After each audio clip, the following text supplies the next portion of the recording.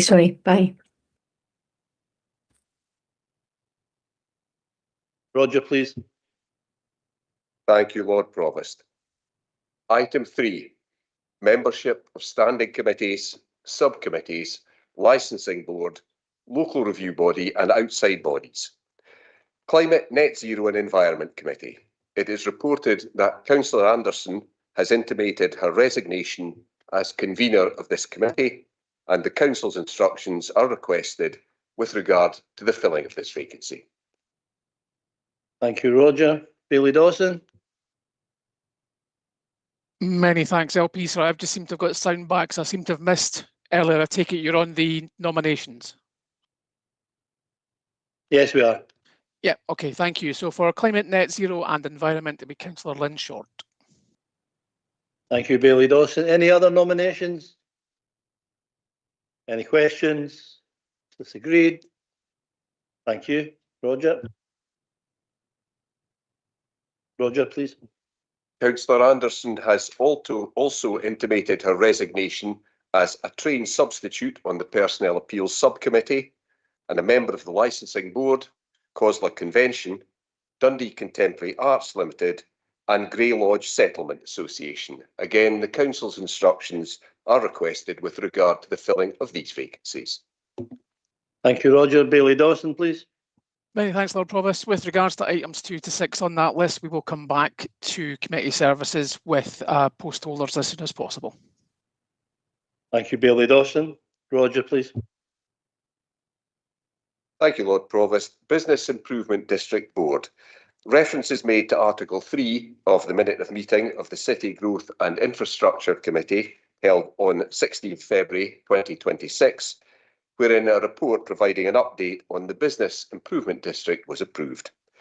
It is proposed that an elected member be appointed to the position as voting director on the board.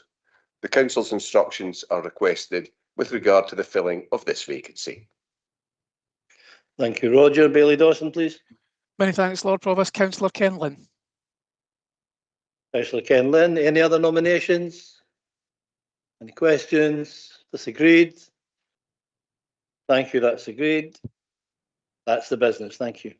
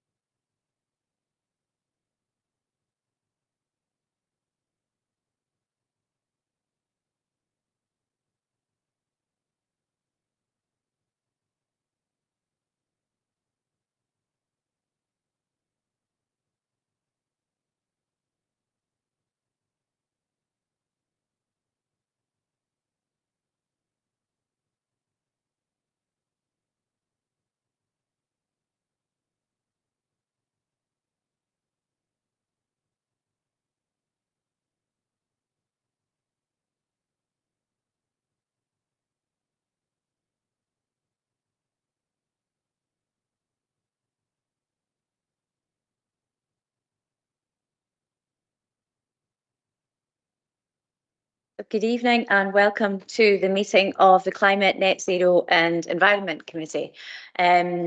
Before I go on, just like to thank Heather for the really hard, dedicated work that she's done prior to me coming into the seat, and it is well appreciated, and hopefully I can step in your shoes and do you proud, Heather. If we can just look to the paper, obviously a very positive report. Lots going on there, and if we just open it to the committee, please.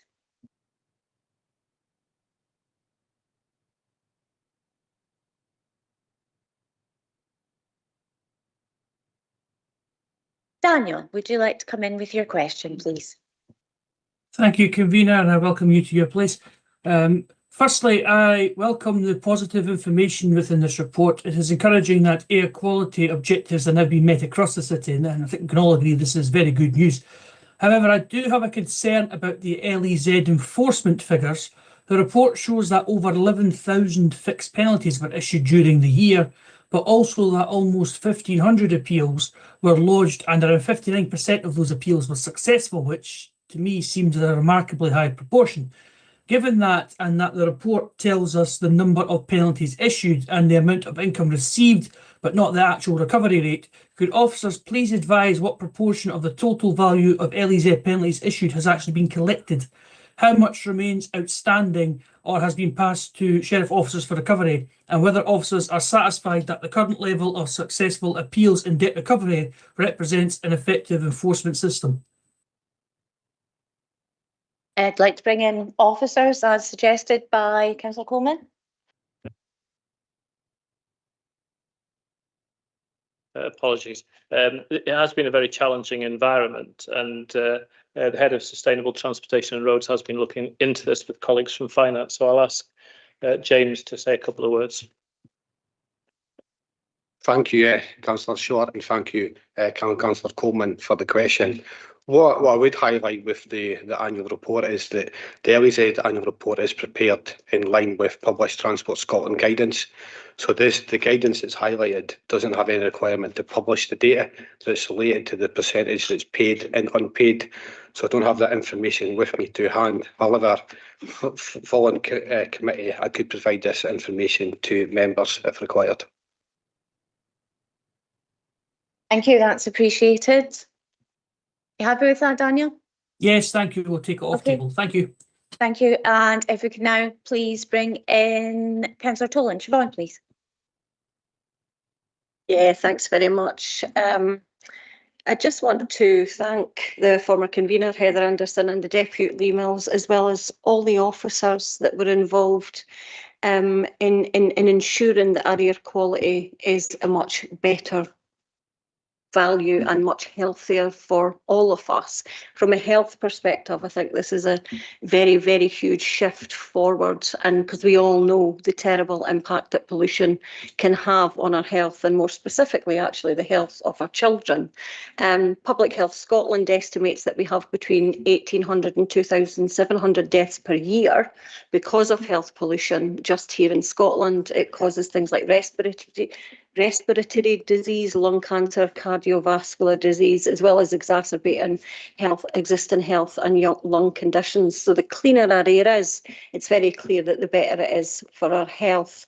And this is especially the case for our children, as we've noticed. Professor Belch states, and she was here last year, you would have remembered that, that air pollution is specifically, children are much more vulnerable to air pollution than adults are. Robust UK and international evidence links air pollution exposure in children to impaired lung growth, increased asthma risk, effect on brain development, cognition, educational attainment. In Scotland alone, there's estimated to be around 1,000 extra hospital admissions each year, particularly on high pollution days. So I think we've made a great stride forward in cleaning our air and making it healthier for all of us, but also specifically our children. This leads me to a question. I swear there is a question. I just wanted to ask the officers and committee whether we intended to assess the air quality outside schools. This impact on children, of course, is particularly severe, as we know. I'm also picking up on the Royal College of Physicians just recently raising the potential of having a pilot to assess air quality outside schools, specifically for health-related reasons. So I just would like to know if there's any plans for that in the future. Before I bring in the officers, obviously I agree with everything that you say, being Councillor Short and quite diminutive myself. The closer you are to those fumes, the more difficult it gets, and that's especially true of our young people and people in prams and those who are wheelers. And so obviously Safer School Streets is a programme that we're all very much behind, and something that will and does make that difference. But if I can bring in officers now, that would be appreciated. Chair, I'll ask the Head of Planning, Economic Development and Regulatory Services to answer that one. Thank you, Convener. The report notes that air quality is monitored at a number of locations across the city. I think it's important, if we are to extend it to monitoring schools, that we try and identify those where there may be particular issues relating to traffic and indeed the physical environment around that. I'm happy to follow up with colleagues in the environmental health team and give Councillor Toland and members an update in due course.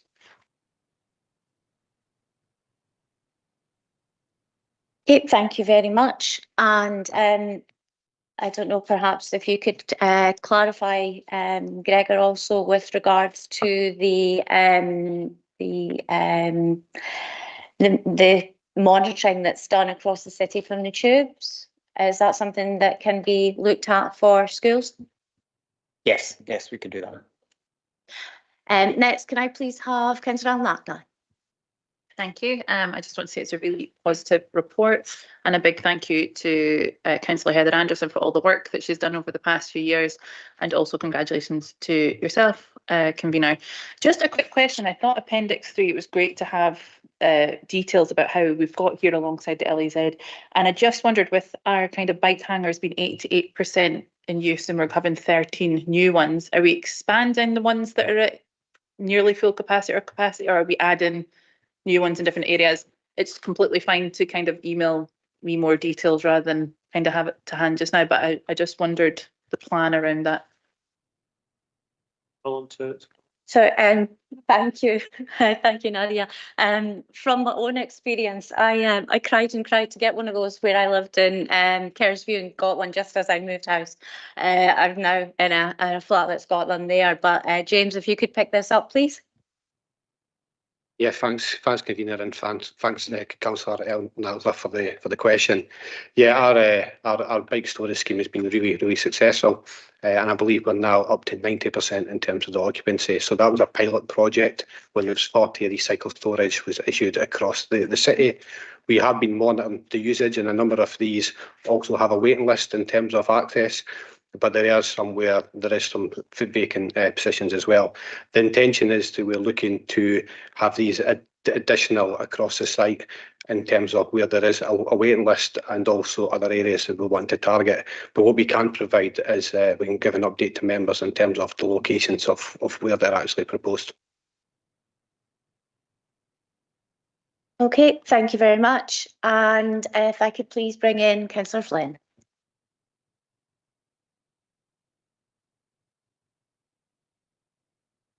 Thank you, convener. I think there's some going on handset here. Just to say congratulations to Councillor Anderson for being elected to the Parliament, and thank you for all the work you've done in Dundee as a councillor in this department, because you've made a massive difference, and congratulations to yourself, convener, going forward, and I hope it continues. Just to say, I think when you see in Appendix 2, the amount of work that's been done across the city is really welcomed, and I think it's a contribution, a lot to do with stakeholders, with the council, to ensure we see these levels and the air quality levels actually decrease as we see improvements across, not just in the certain parts of the city, but across the city. And I think there's one part of it that's really missing, is actually the contribution of the bus company within the city, and the transformation of their fleet, supported very much by the Scottish Government, and see their fleet go from dirty diesels, as we used to call them, to electric vehicles, and using hybrids as well. So I'd like to say thanks to the company themselves to make sure that we actually see that transition and contribute to improving the air quality for everybody within the city. Thank you. Thank you, Mark. And next we have Bailey Keenan, please. Okay. Convener, I wonder if when officers pull together the information to answer Councillor Coleman, that it's shared between all the rest of the councillors as well. Can I also perhaps ask that they add in a sort of estimate of how many repeat offenders we've got, so that we've got an understanding as to whether people are just absolutely blanking the fact that we've got a low emission zone in the city. And I would welcome the officers bringing forward a report that looks at the air quality around schools. I think it's sensible that we look at what's the worst air quality we've got in the city, because I noticed the Kingsway and sort of Mains Lone in that are areas of high pollution. So, but I would welcome that report going forward as soon as we can, and let's see what measures can go into place to make a difference to the air quality there.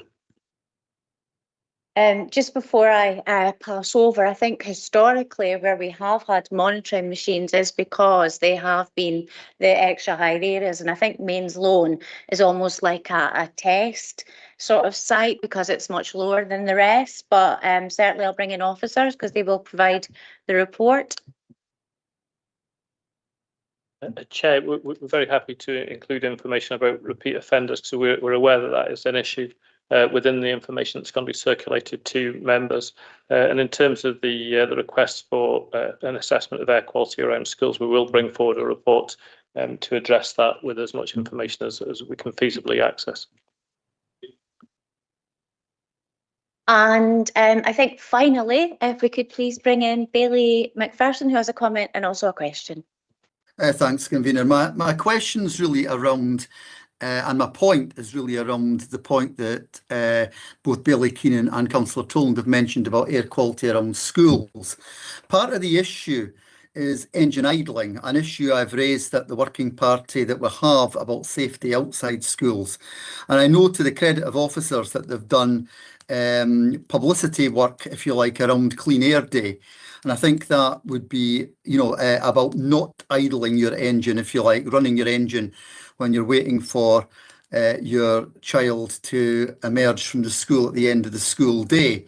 So I'd be grateful if some mention of this and what other work could be done in relation to engine idling outside schools, because I think that, you know, if that didn't happen, I think it would certainly help the whole issue of air quality around school campus areas. Thank you, Convener. Okay, and thank you, Bill McPherson. I know, like me, you're one that's keen to get on the bus these days as well. And certainly, I think Clean Air Day, I have kind of sort of preempted being here today, and I have asked some questions about what we're going to be doing. And certainly some of the cars that now exist switch themselves off, but I think that's something that we could look to have a conversation about, but I'll bring in officers with regards to that as well, please. Chair, I think it's a very positive comment and we'll make sure that's included in the report that we're bringing forward. And I think that is all of the questions. So is this report agreed? Okay, thank you everybody. Have a lovely evening.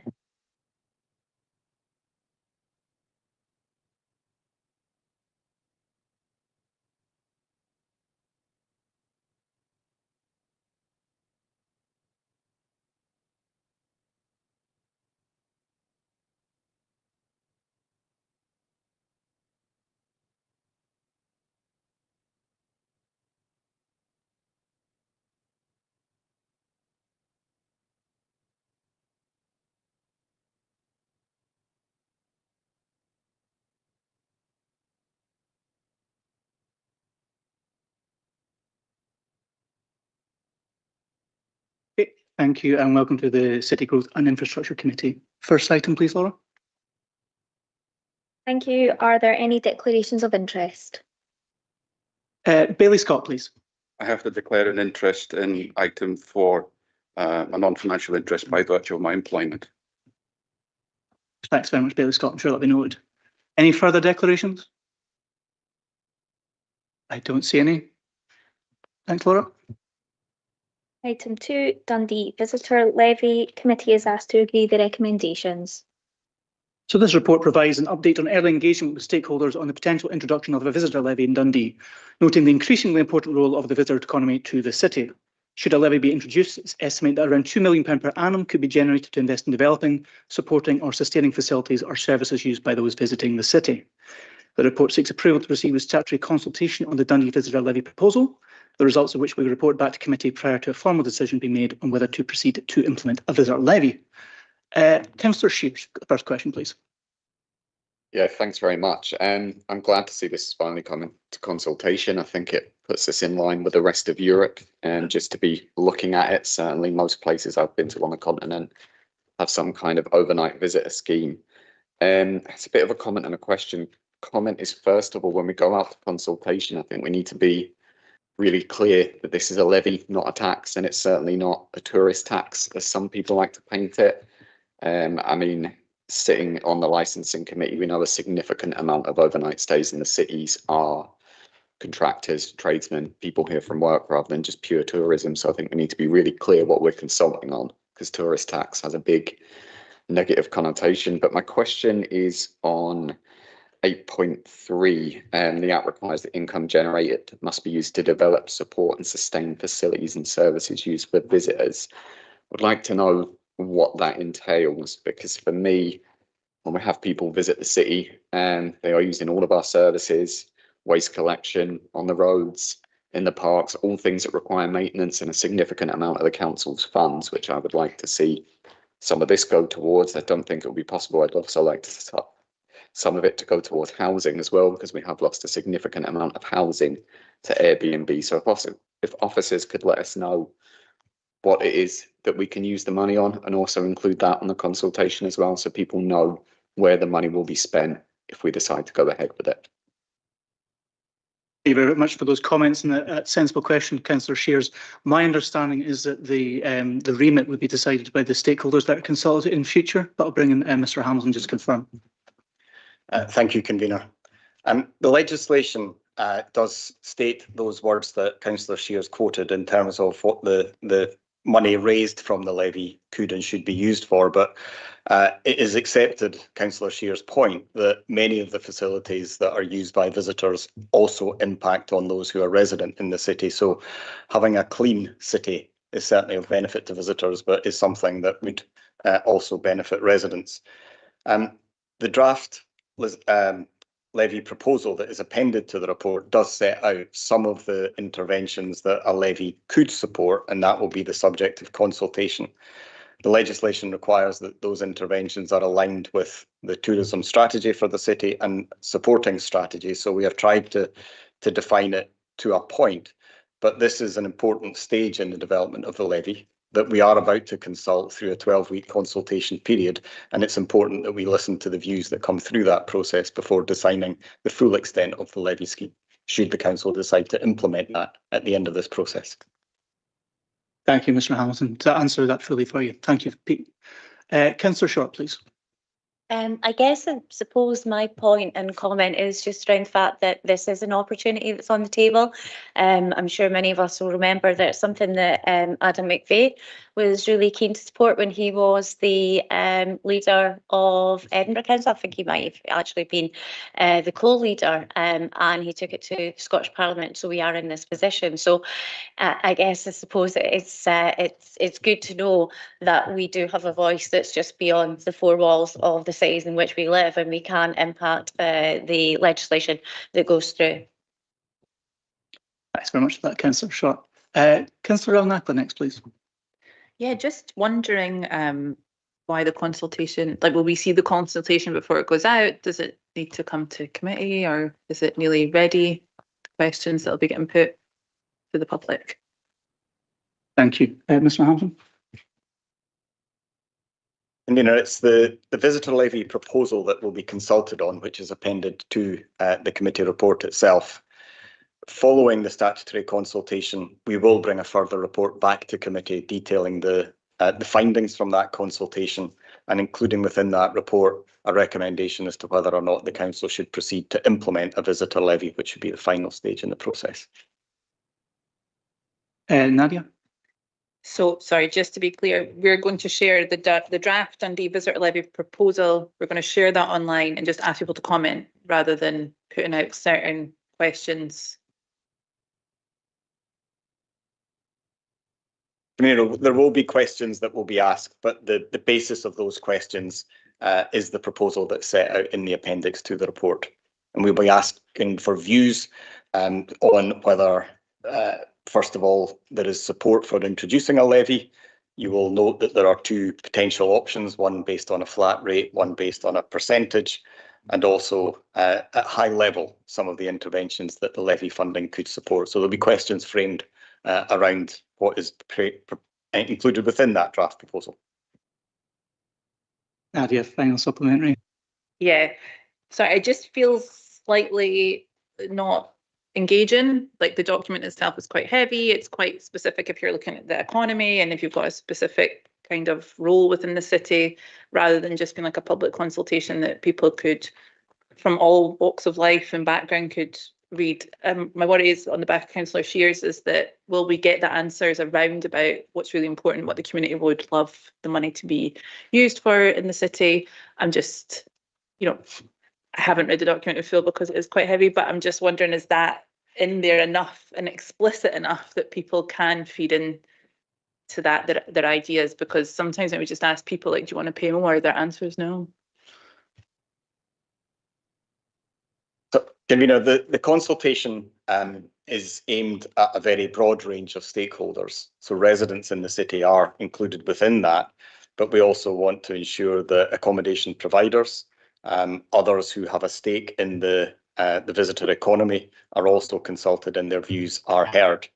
I think as we move forward to the next stage, if this report is approved tonight, we will give careful thought to the mechanisms by which we consult and engage those different stakeholders to ensure that we do hear the voices that they are and the views that they're expressing. There is a requirement, should the council decide to move forward and implement a levy, to establish a visitor levy forum, which will also give further oversight and input into how any levy monies raised will be spent. But ultimately, that decision is one for the council to take, because it is the council that decides on the visitor levy proposal. Thank you, Mr. Hamilton. And that forum is what I referenced before when I was talking about stakeholders. Are you happy enough with that, Nadia, just now? So yes, thank you. Yeah, thank you. Bailey McPherson, please. Thanks, Convener. I think it's fair to say our group are a bit sceptical as to the merits of a visitor levy, but we're aware of the fact that this is merely going up to the statutory consultation stage, and we're not going to oppose that. It's always good to talk, and it's also always good to get input from the wider public and stakeholders. So we're not opposing this report tonight, but we are aware of the fact that there are concerns out there about the impact on visitor demand, the economic impact on hotels, guest houses, tourism businesses, administrative costs and compliance burdens placed upon local accommodation providers, and the concern of that the proposal risks the city's competitiveness relative to neighbouring areas. Now, as I say, at this stage, we're not opposing this report tonight. We do think it is important to consult the public, but I think we will want quite clear answers in relation to these areas of concern when this matter comes back for further consideration following the consultation taking place. Thank you. Thanks for your comments, Bailey McPherson, and I appreciate the consensus tonight and your comments about getting as much public engagement with it as possible. I think that's helpful, and I think any concerns for that can be allayed during the consultation process.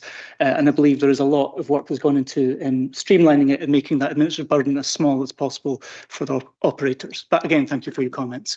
Bailey Scott, please. I have similar comments to make, Conveners Bailey McPherson. I opposed this when it came to the committee previously. And I'm not minded to do so tonight because so much work has been done in preparing this report and it's gone out to consultation, but I reserve the right to move against it if I'm so minded when it comes back to committee after the consultation. My concern has always been that I'm not sure it will achieve the objective that we're set out to do. And we want Dundee to be the base for people who are coming to visit the local area, to go to Perthshire and Fife and Angus rather than going and staying in Perth or St Andrews or Edinburgh.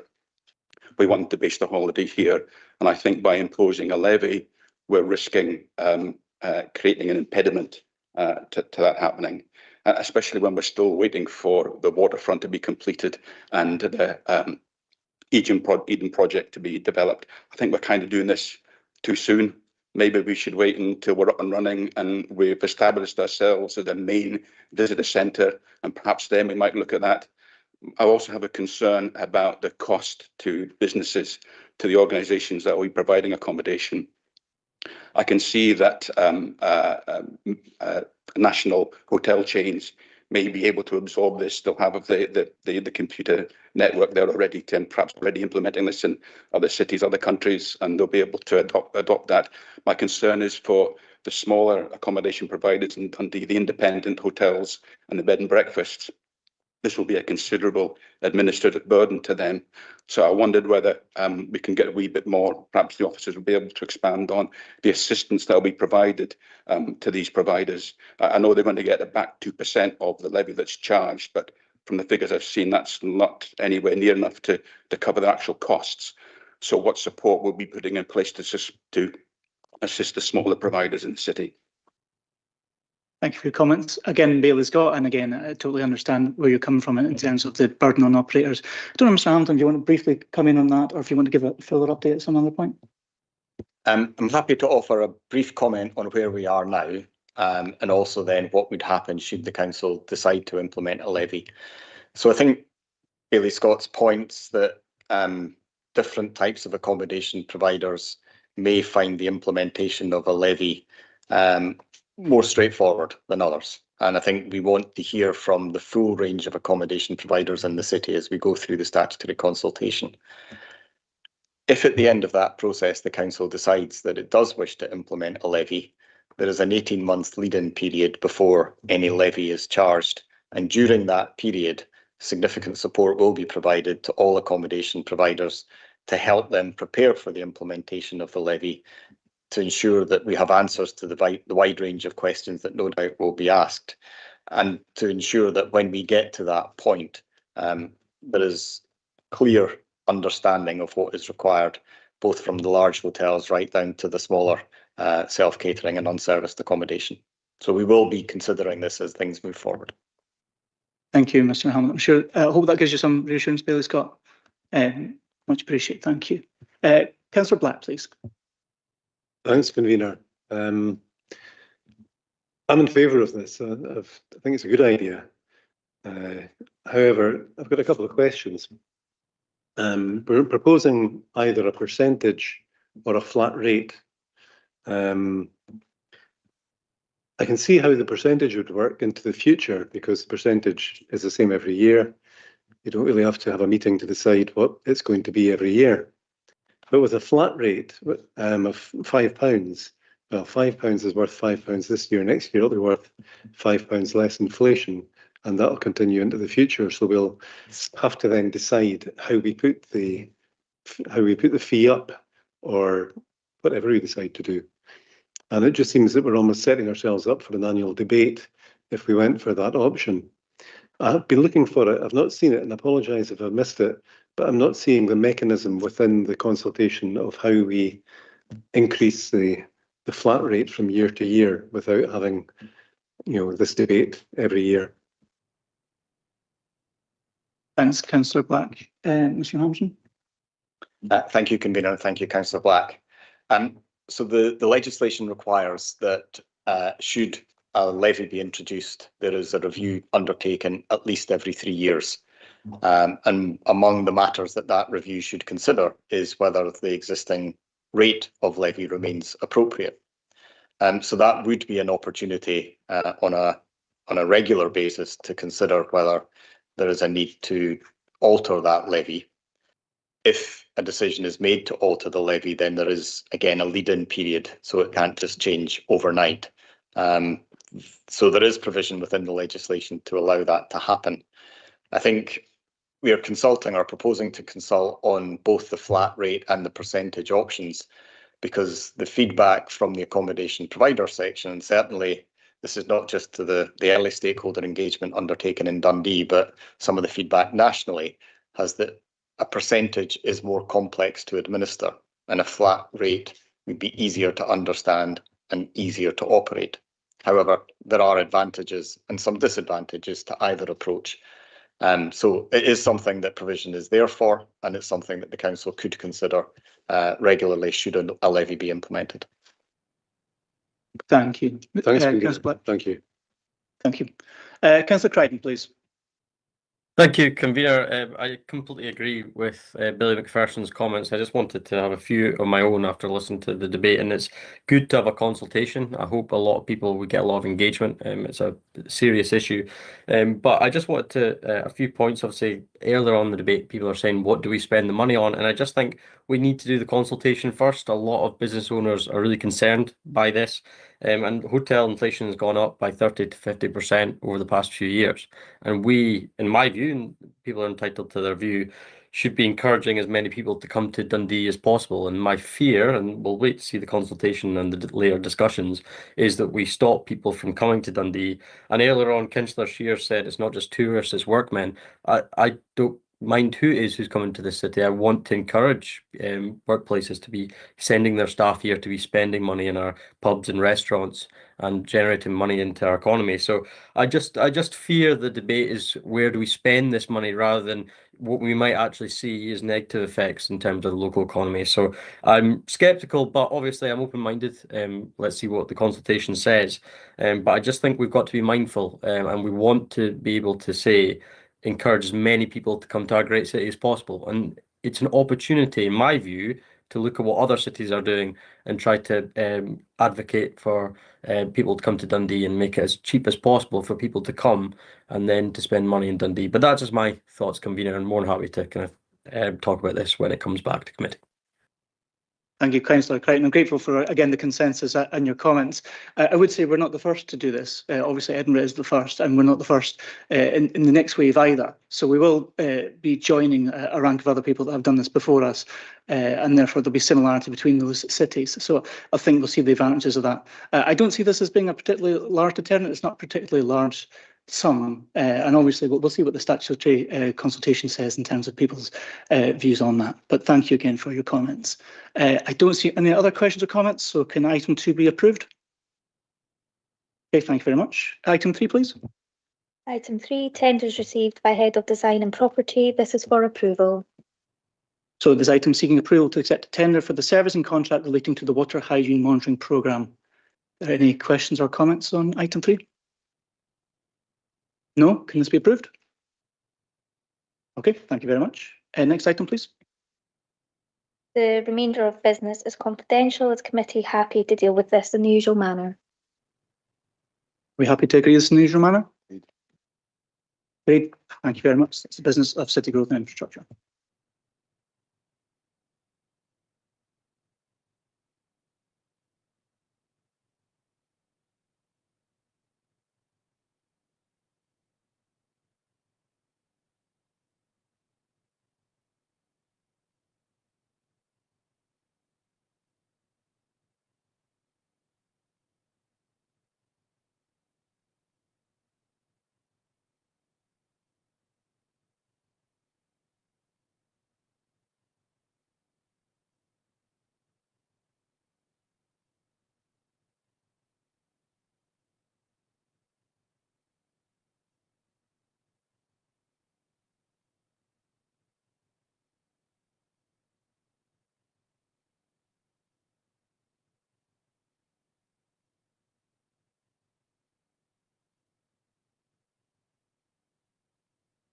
Good evening. It's City Governance Committee, and over to you, Willie, please.